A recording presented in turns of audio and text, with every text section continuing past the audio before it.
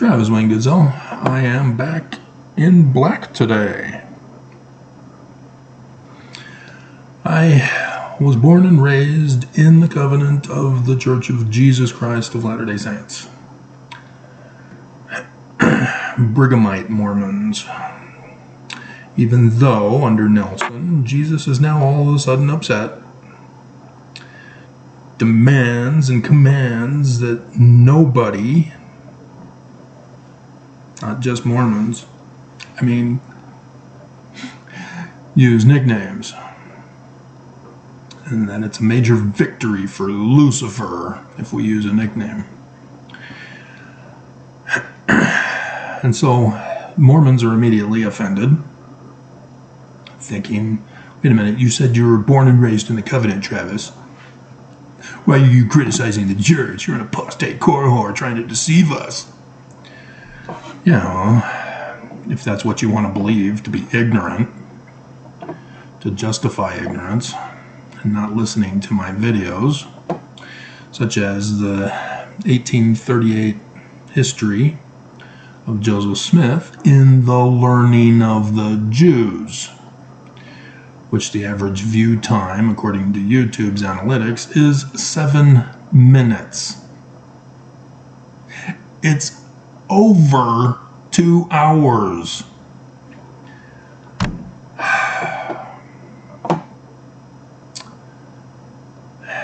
And all I'm getting is 7 minutes from you guys. And so, ex-Mormons are like, wait a minute, you said you were born in the covenant Mormon, and now you're saying that the church is not true with your mocking criticism. I'm confused. Which are you? Oh my God. This false dichotomy has gone on way too long. 1 Nephi chapter 1 verse 2. Learning of the Jews. Are Christians Jewish? No?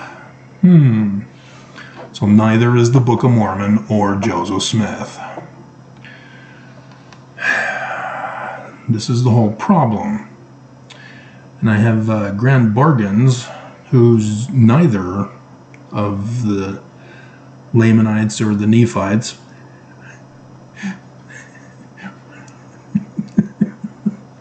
Mormons believe they're the Nephites. Ex and former Mormons believe they're the Nephites.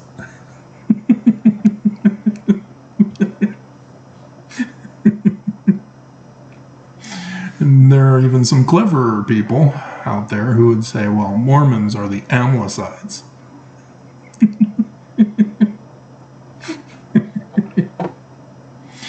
See, those are Book of Mormon jokes. Grand Bargains is neither, so he wouldn't understand what I'm talking about. And so, because he's neither, he's very confused, as both Mormons and ex-former Mormons. It's just really that simple, guys. Learning of the Jews. It's not complicated. Every one of you graduated from high school. Even though it was 16 years old here in Utah, you still were taught English, weren't you? Or because that is science, you therefore didn't get taught English?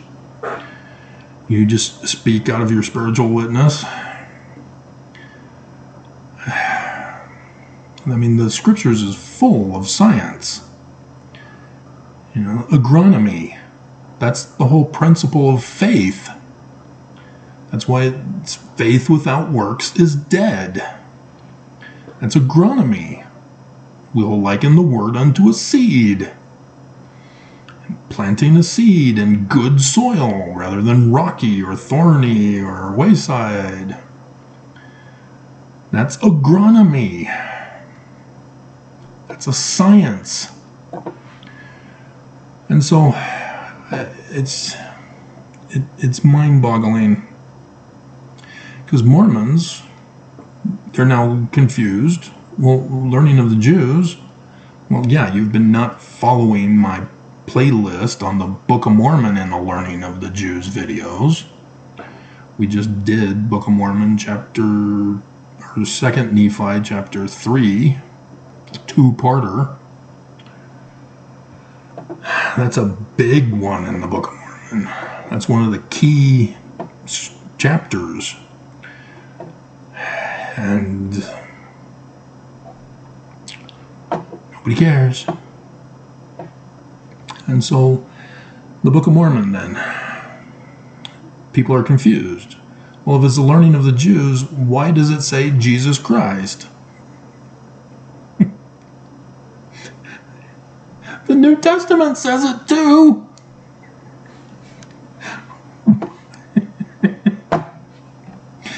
Oh my God. It's like asking you, who is your daddy and what does he do?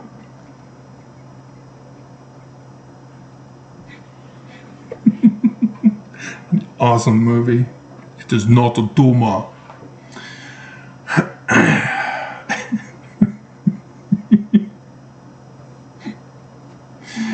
And so when you see Jesus, you have to interpret it in the learning of the Jews.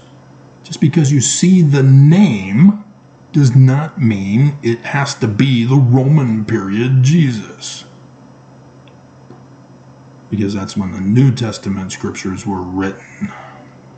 I don't see a single one of you Christians or Mormons saying that Jesus was born just after or during Moses' time. Not a single one of you. How do you know that the Church of Jesus Christ of Latter-day Saints isn't the same church as Moses' church, led by Moses' successor, Jesus? How do you know it's the Roman period and not the... You're going, what? Joshua. That's Hebrew for the Greek name Jesus. Because technically they were written in the same time period during the Roman period time. I am an anthropologist of the ancient Middle East because of being born and raised in the covenant of the Church of Jesus Christ of Latter-day Saints. They lied to us, saying that Joseph Smith was our founder. They lied to us, saying the Book of Mormon is another testament of Jesus Christ. And so I wanted to know how Joseph Smith rendered his translations, because the Church of Jesus Christ of Latter-day Saints isn't telling us. And they're even botching translations. And so it was up to me to find the answers. And yes, I did get my first vision and second vision.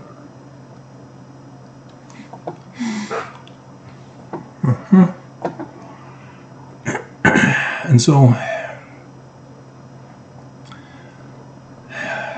science comes first. And so when it comes to church history, science comes first. Not the church's information, not a Mormon apologist, not some faithful Mormon wanting to prove the church is true by lying to us, regurgitating what the church tells them to believe in, and not a published author. Rough Stone Rolling, No Man Knows My History, those big popular books, they are not my primary go-to source for knowledge. I am a scientist. I go right to the primary source documents.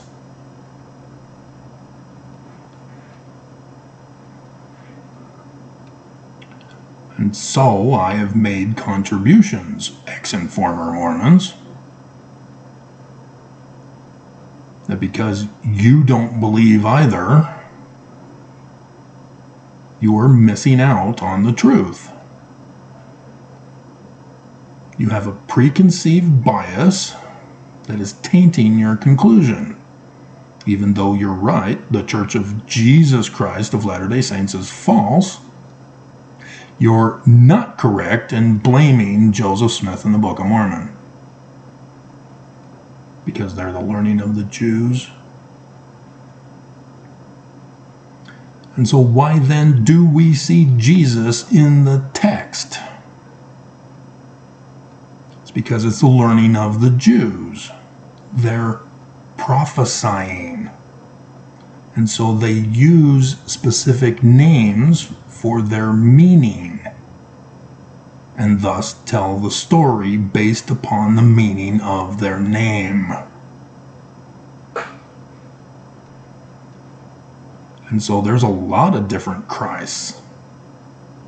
Samson, Moses, Abraham, Joseph, Isaiah, Jeremiah, even though those are considered prophets, but and so people get confused when they believe people who are not professionals in the field. Religious leaders are not professionals in the field. They have a biased agenda to deceive. Sorry, Christianity. Sorry, Mormons. Yes, Mormons are in panic. They're angry now. They don't want to believe this. Nelson gets up and demands it's Jesus' church, that Jesus leads it, that he follows Jesus.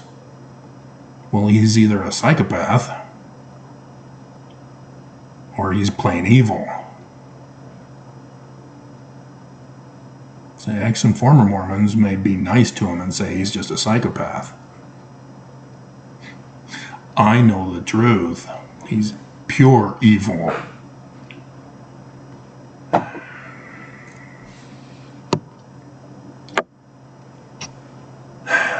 And so when I do my videos, this basic knowledge must be employed by you so that you don't get confused or angry with what I'm telling you in all my different videos. I come from a place of knowledge. I come from a place of science. And so, yes, the Book of Mormon is true in the learning of the Jews. Joseph Smith was a prophet.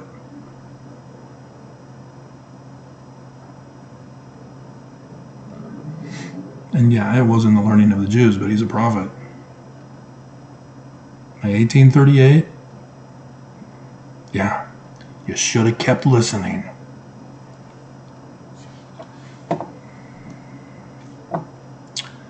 And so, yeah, even Joseph Smith Sr. with the Book of Mormon, the rewritten 116 pages.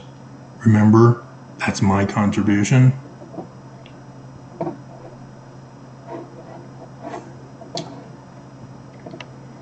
So, yeah, you're going to do what you're going to do. I'm going to continue to get people who are confused. I'm going to continue to get hate comments and death threats and abuse.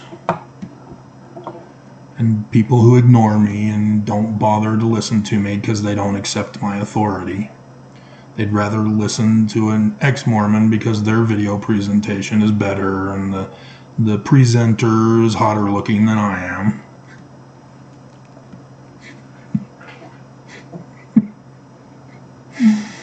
And they're funnier.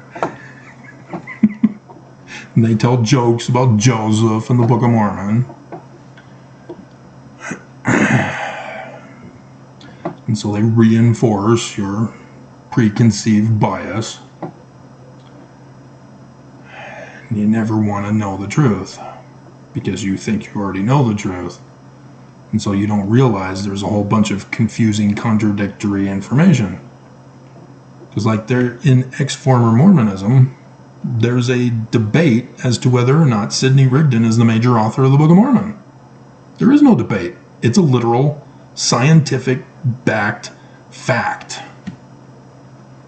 So every one of you, even Mormons, must acknowledge Sidney Rigdon as the major author of the Book of Mormon. But if your preconceived bias doesn't factor in Sidney Rigdon,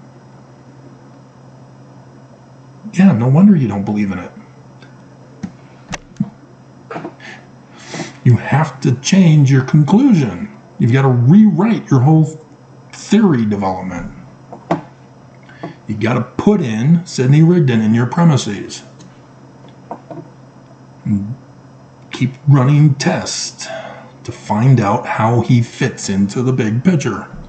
And then you will find out, like I already know, why he joined the church in December of 1830 and not right away. Why he stayed out in Ohio to write it and didn't join Joseph to write it. Because you'd think after Martin Harris stole him, if they did know Sidney Rigdon, why didn't Sidney Rigdon join with Joseph?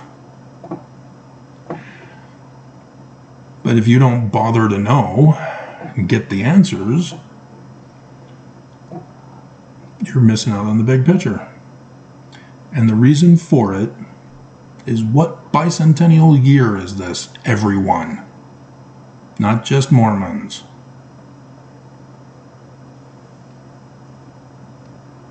Really? Second vision? See the little, I can't remember if it's over in this corner or this corner. The little baby in the solar eclipse. That's the day and the hour.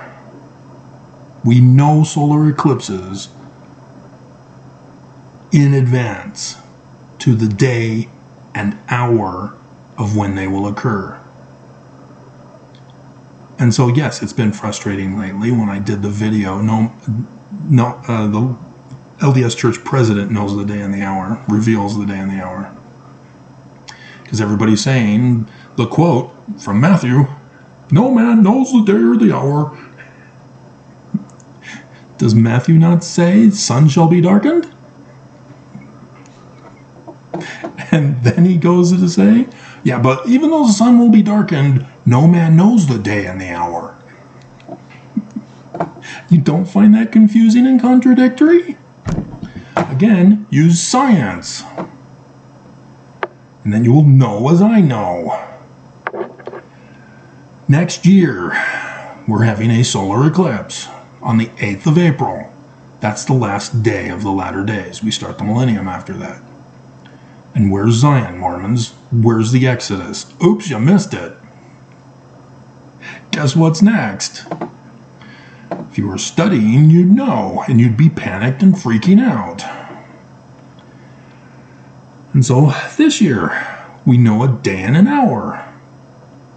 And it's over Utah. Not a coincidence. Because not only is it over Utah, not only is it in the year of the bicentennial of the day that shall burn as an oven, second vision, but it's also in the constellation of Virgo, the church.